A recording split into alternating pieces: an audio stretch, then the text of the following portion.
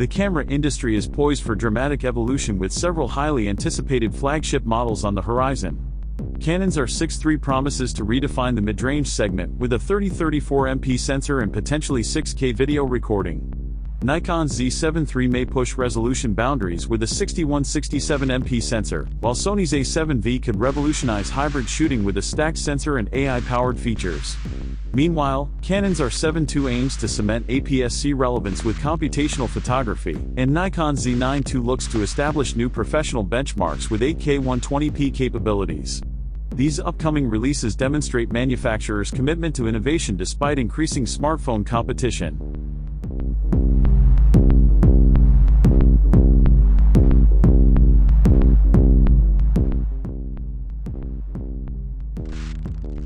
As excitement builds around Canon's upcoming mirrorless camera lineup, all eyes are beginning to shift toward what could be the most crucial release in the mid-range full-frame segment, the Canon EOS R6 Mark III. Following the success of the R6 and the highly refined R6 Mark II, Canon seems poised to once again bridge the gap between professional performance and enthusiast accessibility with the rumored R6 III. The original R6 made waves by delivering exceptional autofocus, impressive low-light capabilities, and advanced video features at a relatively affordable price point. The R6 Mark II followed up with meaningful upgrades, such as a new 24.2MP sensor, faster burst shooting, oversampled 4K video, and improved autofocus with deep learning subject tracking. But in 2025, expectations are much higher, and Canon knows that to stay ahead of rivals like Sony, Nikon, and Panasonic, it needs to innovate without alienating the hybrid shooter base that made the R6 line so successful. This is where the EOS R6 Mark III comes into play, not just as a routine update, but as a carefully calculated evolution that could potentially redefine what a mid-range mirrorless camera is capable of. At the heart of the R6 III rumors is a new full-frame sensor, which is expected to land somewhere between 30 to 34 megapixels. This would be a noticeable jump from the 24.2MP sensor in the R6 II and would allow Canon to offer higher resolution stills without encroaching too heavily on the EOS R5's 45MP territory. A sensor in the low 30s would give users more flexibility for cropping, reframing, and printing larger without sacrificing the low-light performance and high-speed readout that Canon has prioritized in the R6 series. Alongside this new sensor, we're likely to see an evolution of the Digic X processor platform, possibly a new generation entirely or at least an enhanced version capable of handling higher bit rates, faster autofocus calculations, and improved heat management. The processing pipeline is expected to support next-gen computational photography features, faster real-time subject recognition, and improved internal video codecs, opening the door for powerful hybrid workflows. Autofocus, one of Canon's strongholds in the mirrorless era, will undoubtedly receive even more refinement in the R6 III. Dual-pixel CMOS AF2 has already set industry benchmarks in the R6 II, and the next iteration could push things even further with more accurate and faster tracking of human eyes, animals, vehicles, and possibly more nuanced recognition such as planes, trains, or even insects. Canon has been investing heavily in AI-driven subject detection, and it's likely we'll see expanded use of deep learning models that recognize complex, overlapping movement in unpredictable environments, something sports and wildlife photographers would greatly appreciate. Users may also benefit from enhanced zone-based autofocus modes, and smarter touch tracking interfaces through the vari-angle LCD, which is expected to remain a core part of the body design. On the video side, the Canon R6 Mark III is rumored to bring a significant leap forward, further solidifying its place as a true hybrid camera. We could see 6K internal recording using the full width of the sensor, either oversampled or via Open Gate. Open Gate 6K would be a huge win for content creators, as it would provide more flexibility in post-production for reframing, vertical or square crop exports, and VFX workflows. Canon may also bring internal RAW recording to the R6 III, or at least enable 12-bit Canon Cinema RAW Lite externally via HDMI, similar to what's available on higher-end cinema bodies. Pair this with 10-bit 4:2:2 internal codecs, including all-I and IPB options, and Canon would deliver a potent package for filmmakers who want color grading headroom and smooth playback in post. Another expected improvement is heat management. While the R6 II already made strides over the original R6 in terms of video recording time, the R6 III could push that further with better internal airflow, a revised heatsink layout, or even passive cooling borrowed from Canon's cinema design playbook. We may also see improved audio support, including full compatibility with Canon's digital multifunction shoe, supporting advanced accessories like XLR adapters, digital mics, or powered shotgun microphones. Canon could also enhance audio preamps and allow more granular gain control in camera for run and gun shooters who rely on internal audio tracks. Ergonomically, the Canon R6 III is expected to retain the comfortable, familiar design language of the R6 series, including the deep grip, tactile buttons, and highly praised user interface. However, a few changes may appear, such as a redesigned joystick or smart controller, giving users faster control over AF points. We might also see a high-resolution EVF, potentially pushing beyond the 3.69m range to match newer competitors. Canon could also tweak the layout for better video ergonomics, such as more assignable custom buttons, improved menu navigation, or a new customizable function ring on the top dial. The vari-angle touchscreen is almost guaranteed to return, potentially with higher brightness and touch responsiveness for outdoor use. As for burst shooting, the R6 II already impressed with 40 FPS using the electronic shutter, but the Mark III may introduce even faster readout speeds, possibly supported by a stacked CMOS sensor. This would dramatically reduce rolling shutter and make the electronic shutter a more viable alternative to mechanical in sports and action photography. Pre-capture buffering and enhanced raw burst modes could be introduced, giving users even more flexibility to capture decisive moments. The mechanical shutter may also see enhancements, possibly with higher durability and faster maximum shutter speeds, potentially up to 1/8000s or beyond. Storage and connectivity will be a key area for upgrades as well. Expect dual card slots, with at least one being CF Express Type B to accommodate higher resolution video and faster burst shooting. The other slot may continue to support UHS-2 SD cards, maintaining affordability and flexibility. On the connectivity front, the R6 III could include Wi-Fi 6, Bluetooth 5.3, and USB-C 3.2 Gen 2 for fast file transfers and tethering. Canon is also likely to lean into its Image.Canon cloud ecosystem, offering automatic backups, cloud editing, and remote collaboration tools for content creators working in teams or remotely. Internally, Canon's acclaimed in-body image stabilization is expected to get a refinement, potentially offering up to 8.5 stops of stabilization when paired with RF lenses that also have optical IS. This would make handheld shooting even smoother for both stills and video, and could reduce the need for gimbals in certain scenarios. Canon may also introduce algorithmic stabilization improvements to reduce micro-jitter during handheld walking shots or panning in video. There's even a possibility that Canon introduces a software-based horizon leveling system, powered by internal gyros and accelerometers, to automatically straighten tilted shots. As for the software and UI, the R6 III might adopt a more modular interface design.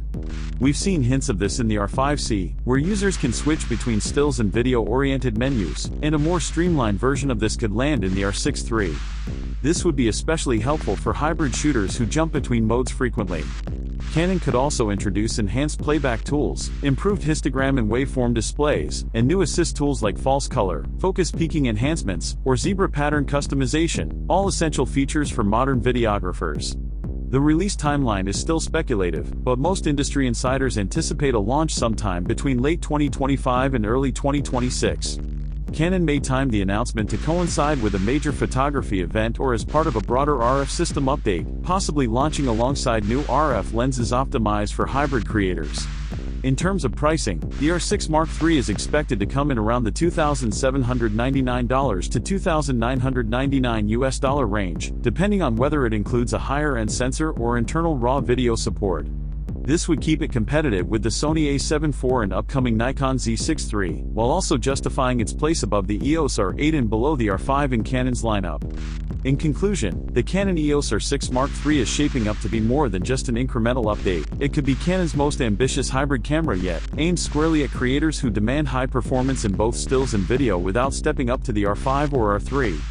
With a potentially higher resolution sensor, 6K video, faster autofocus, refined ergonomics, and a more intelligent software interface, the R6 III could set a new gold standard in the prosumer category.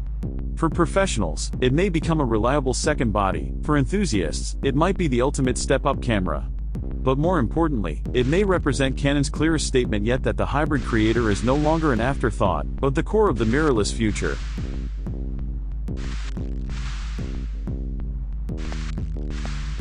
As anticipation builds across the photography world, one camera that continues to spark deep conversations among enthusiasts and professionals alike is the Nikon Z7 III, a highly awaited successor to one of Nikon's most beloved high-resolution mirrorless cameras.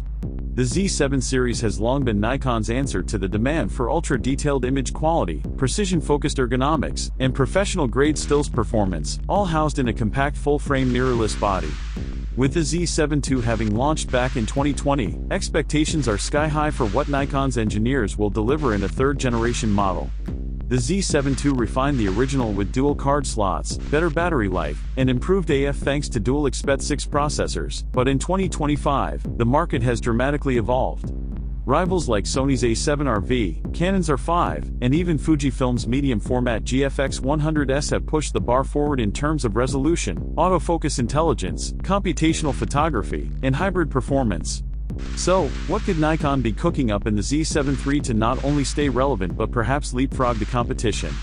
To begin, all signs point to the Z7 III receiving a brand new image sensor, and this will likely be the centerpiece of its evolution. The most common rumor is a stacked or backside illuminated CMOS sensor with a resolution likely hovering between 61 and 67 megapixels. This would be a significant jump from the 45.7 MP sensor in the Z7 II and would help Nikon compete directly with Sony's A7 IV and possibly even out-resolve it. A stacked architecture would also allow for faster readout speeds, minimizing rolling shutter and enabling faster burst shooting with electronic shutter, two areas where the Z7 II still felt a bit behind. The use of such a sensor would mean that Nikon is taking a more serious approach to high-end action photography, even in a body aimed primarily at studio, landscape, and fine art shooters. Additionally, a stacked sensor could enable blackout-free continuous shooting, even at high frame rates, something that would have been considered science fiction just a few years ago in a high megapixel body. Accompanying this sensor will almost certainly be a new image processing engine, potentially a next-generation APS-C processor, which debuted in the Nikon Z9. This processor supports incredibly fast data throughput, improved color science, and high-efficiency RAW formats, all of which will be essential for handling the massive files generated by a 60-plus megapixel sensor. The APS-C would also unlock better autofocus algorithms, particularly when it comes to subject recognition and tracking. We expect to see Nikon's latest deep learning-powered AF system trickling down into the Z7 III, featuring advanced real-time tracking of eyes, faces, animals, birds, vehicles, and more. The Z9's object detection prowess has impressed professionals in the field, and if Nikon successfully adapts this level of AI intelligence into the Z7 III, it could finally put to rest the notion that Nikon lags behind Canon and Sony in autofocus technology. In terms of burst shooting, one of the long-standing weaknesses of the Z7 and Z7 II has been modest continuous shooting speeds. The original Z7 offered just 9 FPS with many limitations, and even the Z7 II topped out at 10 FPS with AF/A lock. With the inclusion of a stacked sensor and APS-C processing, the Z7 III could reach 15 to 20 FPS with full AF tracking, and potentially much higher with a crop or reduced resolution. It may also include pre-capture modes, raw burst modes, and the ability to shoot silently at ultra-high speeds with reduced rolling shutter distortion. These features would expand the Z7 III's appeal beyond still life and portrait shooters into the realms of action, wildlife, and sports photography, niches that historically lean more toward the Z6 or Z8. On the video side, Nikon has made tremendous strides in recent years, particularly with the Z9 and Z8, and it's reasonable to expect that the Z7 III will share in some of that innovation, even if in a slightly scaled-back fashion. We're likely to see oversampled 8K video, possibly at 30 FPS, and 6K internal RAW recording using NRAW or ProRes RAW formats. Nikon may also support 10-bit 4:2:2H.265 recording internally, along with full HDMI output for clean external recording. Just like the Z8 and Z9, the Z7 III might not have a mechanical shutter, but there's still debate around whether Nikon will go fully electronic for a high-resolution body like this. Either way, improved rolling shutter performance and heat management will be key. The Z7 II was not known for long recording times in 4K 60, so Nikon could introduce a new internal cooling design or thermal efficiency improvements to make extended video shoots more viable. Tools like waveform monitors, zebra stripes, focus peaking, and even false color exposure guides could finally become native in Nikon's mirrorless UI, making the Z7 III a much more credible hybrid shooter than its predecessors. When it comes to IBIS, the Z7 III will likely feature an upgraded 5-axis system capable of up to 8 stops of compensation when paired with Nikon's VR-enabled lenses. We may also see improved software stabilization algorithms for video, giving handheld shooters more confidence, especially when using primes or manual lenses. Nikon could also introduce a dynamic active stabilization mode that intelligently blends optical, mechanical, and digital stabilization based on real-time motion data, a feature we've seen in top-tier mirrorless systems from other brands. The body design is expected to be a thoughtful refinement rather than a revolution. The Z7 III will likely retain the slim, rugged magnesium alloy chassis with weather sealing, but subtle ergonomic enhancements could be on the table. A redesigned grip, better customizable buttons, or even a joystick with integrated touch sensitivity could find their way in. The electronic viewfinder will likely receive a major upgrade, potentially a 5.76m or even 9.44m panel with higher refresh rates, perhaps up to 120Hz for ultra-smooth feedback. The rear LCD may remain tilting rather than fully articulating, which some still shooters prefer, but there's also a possibility that Nikon adopts a hybrid flip-tilt screen design for more flexibility. Touch responsiveness and brightness will also be key factors, especially for video creators and field shooters working in harsh lighting. Another area ripe for upgrade is storage. The Z7 II introduced dual card slots, and this configuration may carry over to the Z7 III. However, there's also a chance Nikon opts for dual CF Express or CF Express plus SD UHS 3, especially if the data rates for high-res stills and 8K video demand more bandwidth. For connectivity, Nikon is expected to go all in on Wi-Fi 6E, Bluetooth 5.3, and USB-C 3.2 Gen 2x2 for blazing fast tethered workflows and direct-to-SSD recording.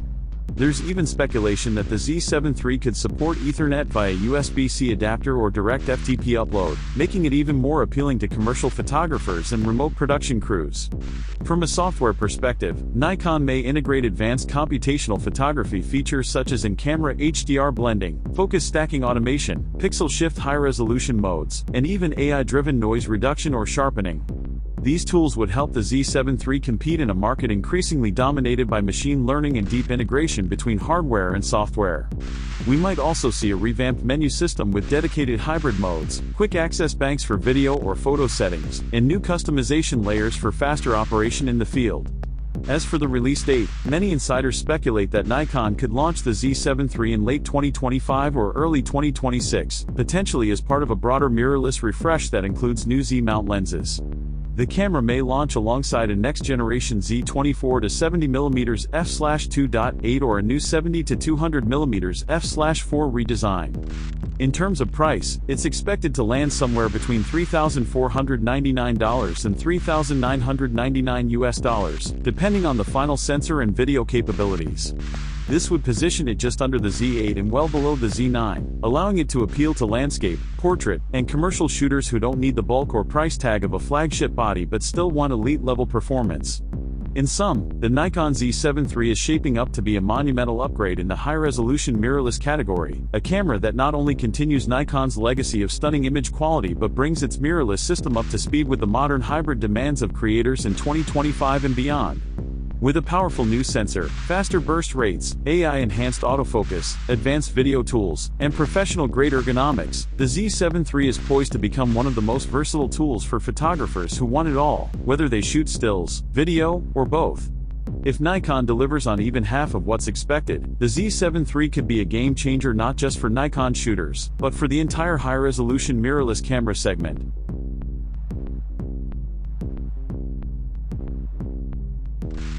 The Sony A7V, although not yet officially confirmed, is already stirring a buzz throughout the photography and video production communities, standing as one of the most anticipated successors in Sony's prestigious Alpha lineup.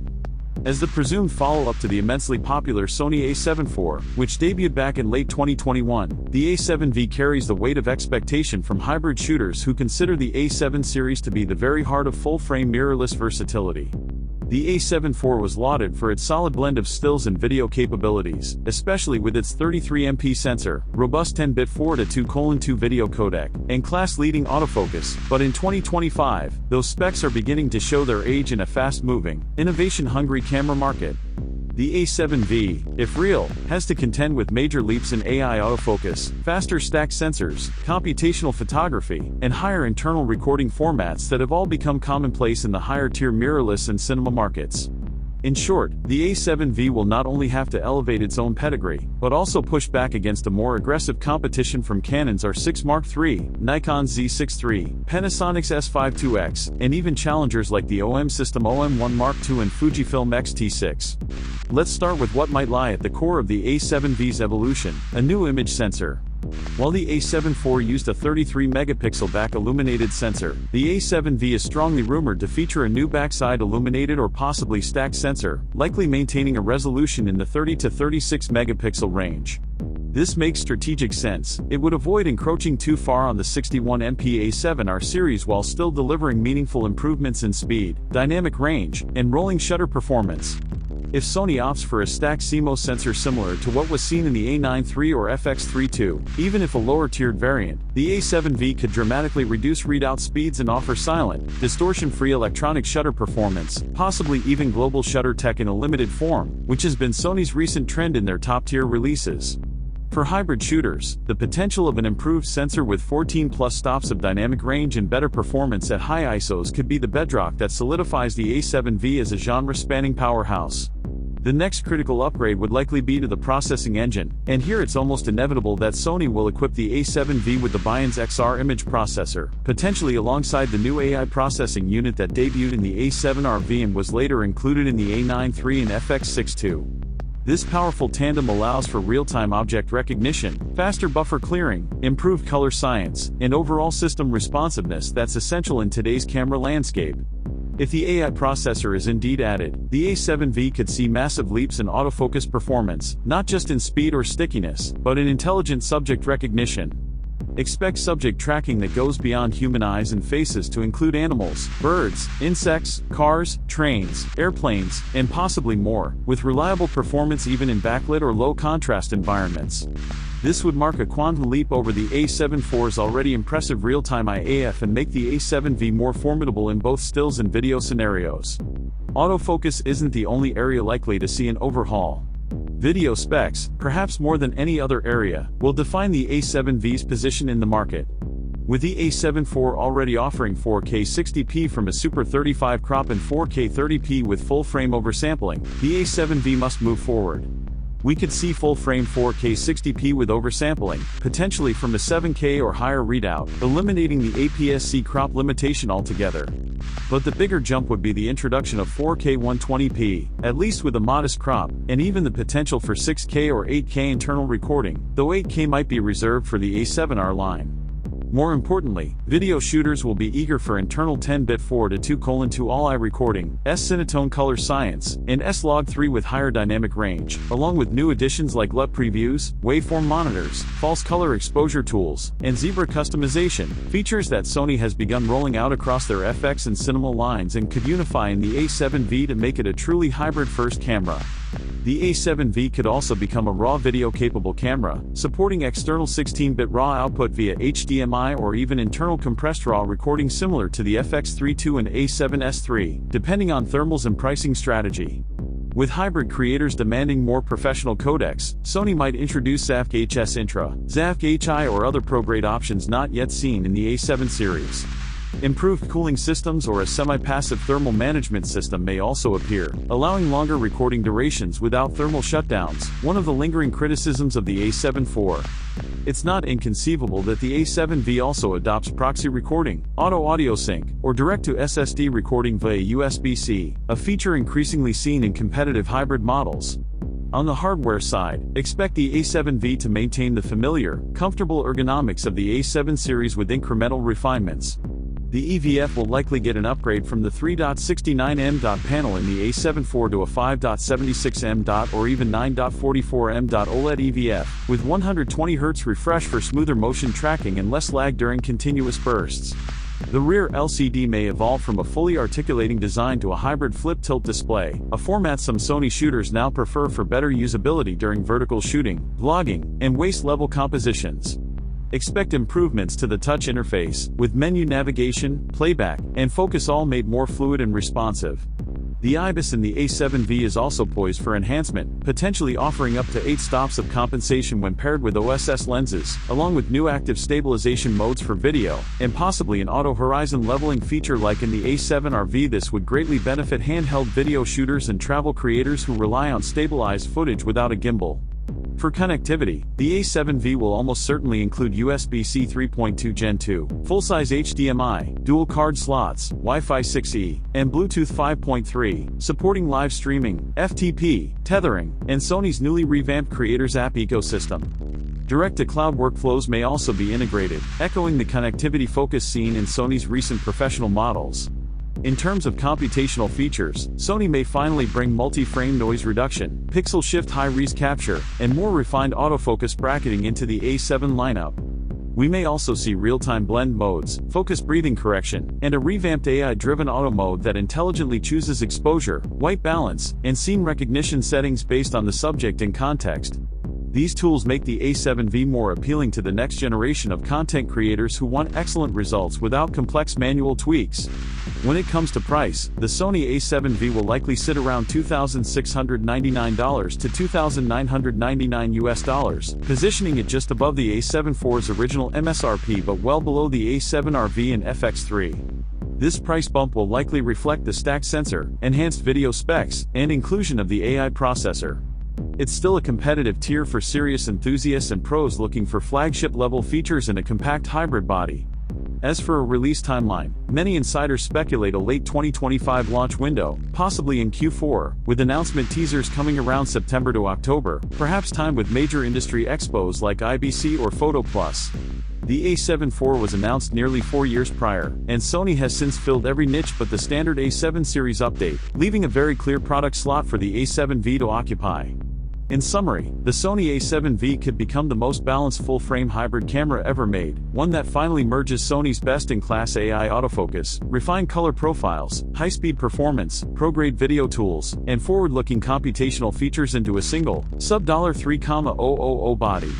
If Sony delivers on the stacked sensor rumors, unlocks 4K 120p and 6K plus internal recording, and integrates the AI processor for smart tracking and seamless operation, the A7V may redefine what a mid-range mirrorless camera can be in 2025. It won't just be an upgrade, it could be a quiet revolution.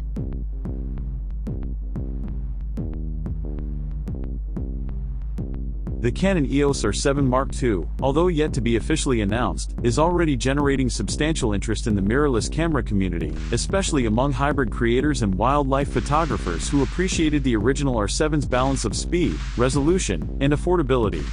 As Canon's flagship APS-C mirrorless camera in the RF mount lineup, the R7 was a bold statement that crop sensor bodies still had a place in the increasingly full-frame dominated landscape. But now, with the original R7 aging beyond its 2-year mark, the expectations for its successor have multiplied. The R7 II will have to not only address some of the R7's minor weaknesses but also go toe-to-toe with fierce new competition in the form of the Fujifilm X-T5, OM System OM1 Mark II, Sony A6700, and Nikon Z52. It is expected that the R7 II will deliver improvements in nearly every category, from its sensor and processor to autofocus, video capabilities, ergonomics, and even its potential for computational photography. The R7 was already a speed demon for its class, offering 30 FPS electronic bursts and impressive autofocus powered by Canon's dual-pixel CMOS AF2, but its buffer limitations and modest video features left room for growth. For the R7 Mark II to truly stand out in 2025, Canon needs to push the envelope further, blending pro-tier performance with advanced usability in a compact, weather-sealed body. Let's begin with the heart of the camera, the sensor. While the original R7 used a 32.5MP APS-C CMOS sensor, a modified version of what was seen in the 90D and M6 Mark II, the R7 II is strongly expected to debut with an all-new backside illuminated sensor, or even a stacked CMOS sensor in a bold move from Canon. If it remains 32.5MP or bumps up slightly to the 34-36MP range, we could see significantly improved dynamic range, better low-light performance, and dramatically reduced rolling shutter, which would be a huge win for wildlife and action shooters.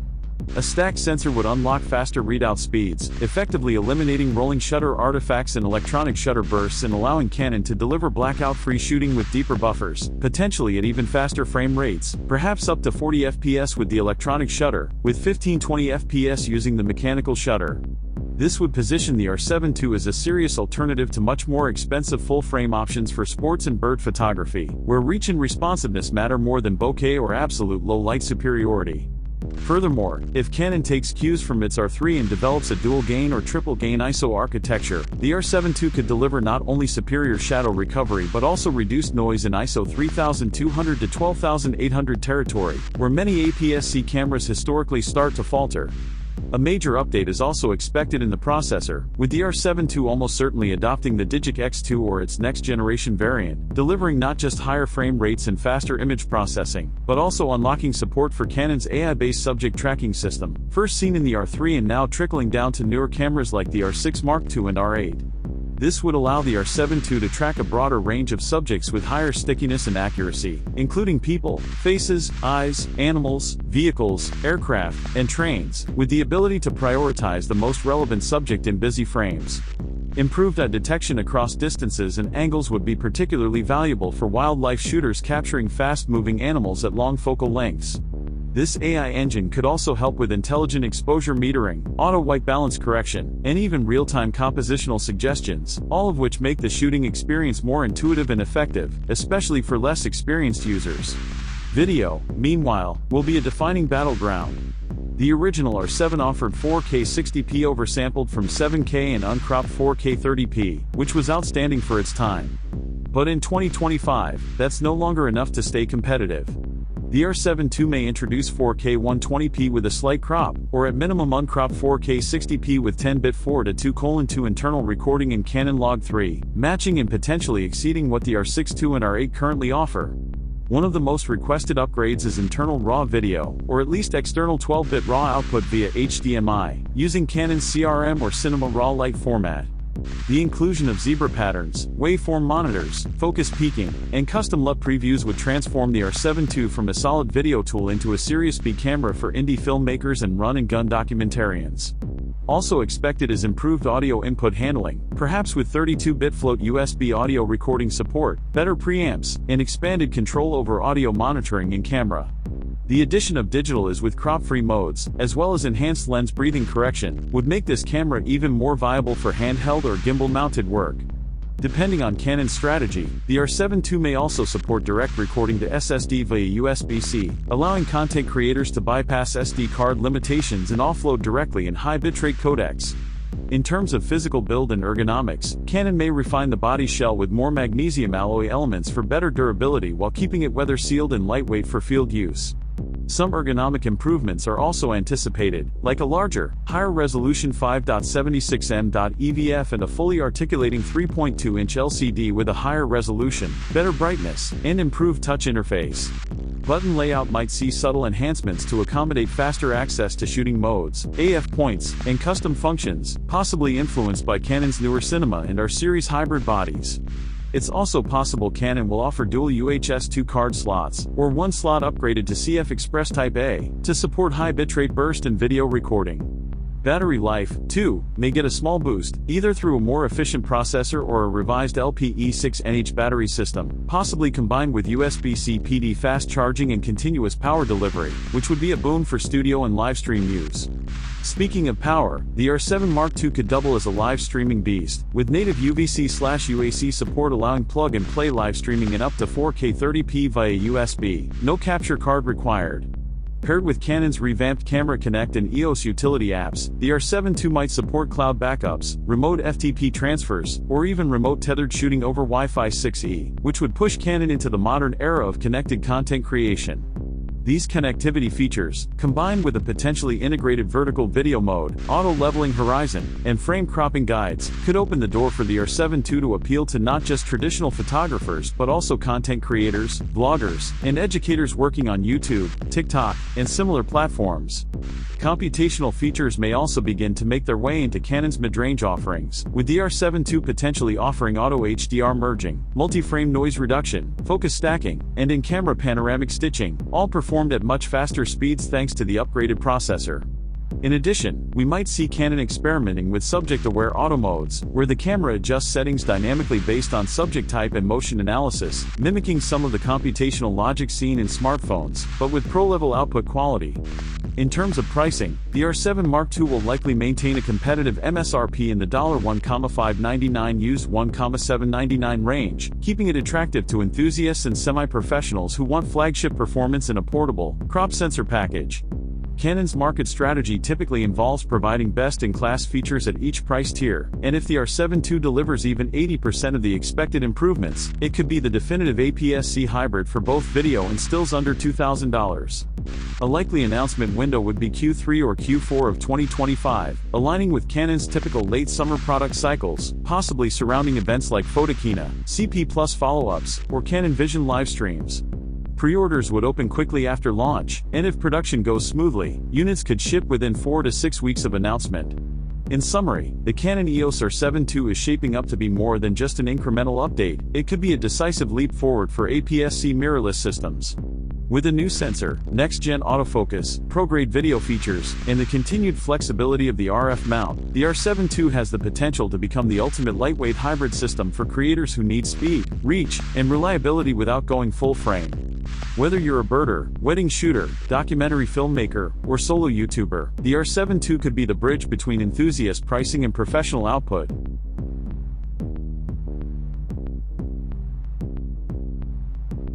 The Nikon Z9 II, while still under wraps, has already ignited intense speculation and excitement within the professional photography and filmmaking communities, as it's expected to push the boundaries of what a flagship mirrorless camera can offer in 2025. Building upon the groundbreaking success of the original Z9, which was Nikon's first flagship to ditch the mechanical shutter entirely and introduced an incredibly powerful stacked CMOS sensor with 45.7 megapixels, 8K 60p video, and sophisticated deep learning autofocus, the Z9 II will need to raise the bar across all fronts to remain competitive in a rapidly evolving market populated by aggressive rivals like the Sony A7V II, Canon EOS R1, and Fujifilm GFX 100 Mark III. With Nikon doubling down on professional imaging solutions and leveraging both hardware and software innovation, it's expected that the Z9 II will deliver a fusion of increased resolution, processing power, AI enhancements, and industry-leading video capabilities. One of the most anticipated upgrades is a new generation stacked BSI CMOS sensor, which may maintain the 45.7MP resolution or even push beyond to 50MP+, depending on Nikon's priorities between resolution, speed, and thermal management. A new sensor architecture with dual or triple gain ISO circuitry and faster readout speeds could drastically improve rolling shutter performance, even beyond the Z9's already excellent capabilities, and allow for true global shutter functionality or something extremely close to it. This would cement the Z9 II as a class leader in action photography, especially for sports, wildlife, aviation, and fast-paced event coverage. Combined with the next-generation XPED image processor, possibly a dual-core variant or a newly branded architecture entirely, Nikon could deliver burst rates of 30-40 FPS in full-resolution RAW, perhaps with pre-capture buffering up to 1 to 2 seconds, similar to Canon's R3 or Olympus's OM1 II features. Beyond speed, the autofocus system in the Z9 II is poised for a significant leap.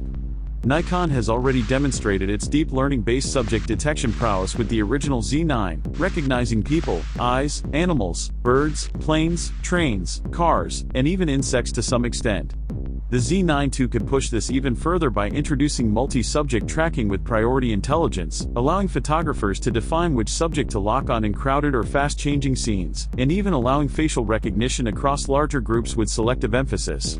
Real-time feedback from professional photographers has likely influenced Nikon to improve the AF tracking precision in low light, as well as responsiveness and erratic subject movement, especially birds in flight or athletes with sudden directional shifts. We could also see new subject types added, perhaps insects, reptiles, sports gear, and improved tracking in silhouetted or high-contrast backlit environments. AI-driven scene segmentation could enable smarter metering as well, dynamically adjusting exposure and white balance in real time to prioritize the subject, similar to computational logic seen in smartphones but executed with Nikon's high-end optics and RAW capabilities. Coupled with fully blackout-free shooting, a massive buffer exceeding 1,000 RAW frames, and improved tracking through EVF and LCD, the Z9 II could become the go-to body for critical sports and news coverage where every frame counts. On the video front, the Z9 II may become the most cinematic Nikon camera ever released, potentially even rivaling the likes of the Sony FX9, Canon C500 Mark II, or even Red Komodo X in certain hybrid workflows. With the original Z9 already capable of 8K 60p RAW recording in 12-bit NRAW and ProRes RAW, Nikon has a massive head start in internal high-resolution video capture. The Z9 II could push this further by introducing 8K 120p in 10-bit NRAW, or 6K 60p ProRes RAW HQ with enhanced cooling and thermals. More importantly, it might offer compressed RAW formats for efficient long-form shooting, support for global shutter-style readout to eliminate motion skew, and potentially internal ProRes 4444 recording for high-end workflows. Another highly requested feature is internal 4K recording with minimal crop at up to 240 fps, ideal for slow-motion sports capture or commercial work. Nikon might also introduce dual base ISO for video to enhance dynamic range and noise performance, mimicking what Sony has done in their FX and A7S series, or what Panasonic and Canon offer in their cinema lines. Enhanced video tools, such as false color, zebra stripes with multiple thresholds, waveform monitors, vector scopes, LUT previews, and even in-camera timecode sync, would give Nikon an edge among filmmakers looking for a powerful B or even A cam alternative to traditional cinema gear. Additionally, expect improved audio features like dual-channel 32-bit float recording, full-size XLR support via adapter, and digital audio from compatible mics to support documentary-grade audio acquisition and camera. Design-wise, the Z9 II will retain its robust, integrated grip form factor, but subtle improvements are likely: a slightly more refined grip texture, a marginally lighter chassis through magnesium alloy optimization, or even better balance with long telephoto lenses. Nikon may also upgrade the EVF to a 9.44m OLED panel with 120Hz to 240Hz refresh rate, bringing it in line with Sony's best viewfinders and significantly improving the experience of tracking fast action. The rear LCD could get a size and resolution bump too, possibly with a dual-axis tilting plus articulating hybrid design, satisfying both vertical shooters and video users. Nikon may also upgrade button tactility and assignability, adding more customizable function buttons or improving the joystick and AF on responsiveness based on user feedback. On the memory front, dual CF Express Type-B slots will remain standard, but new firmware may allow for automatic card relay, simultaneous RAW plus proxy, or even remote offload to SSD over USB-C, a killer feature for large events or documentary shoots. The Z9 II's battery will likely retain the NEL18D format but could include more efficient power draw, offering longer recording times and stills capture despite the high performance demands. USB-C PD charging, tethered control via Ethernet, Wi-Fi 6E, Bluetooth 5.3, and even 5G-ready wireless modules might round out the connectivity upgrades, turning the Z9 II into a network-ready machine for agencies and newsrooms. Another area where the Z9 II might surprise users is computational photography, as Nikon is rumored to be working on more advanced multi-shot modes, including automatic HDR blending, real-time pixel shift, AI denoising, and focus stacking within view previews. These features would cater to landscape, macro, and architecture professionals looking for maximum detail with minimal post-processing overhead. Nikon could also roll out cloud-enabled workflows, where images are backed up in real time, shared with teams, or edited via Nikon's ecosystem in the cloud, similar to what Canon and Sony have been exploring.